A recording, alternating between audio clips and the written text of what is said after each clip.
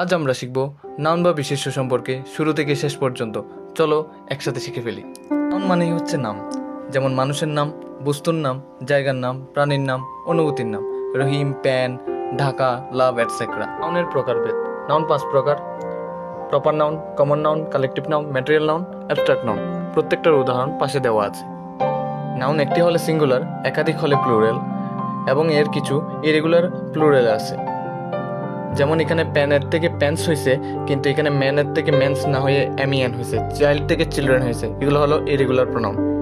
নাউনের জেন্ডার হয়, যেমন পুরুষ, মহিলা, সাধারণ এবং জড়ো, masculine, feminine, common, neutral. Noun বাক্যের সাবজেক্ট, অবজেক্ট এবং পসেসিভ রূপে বসতে পারে।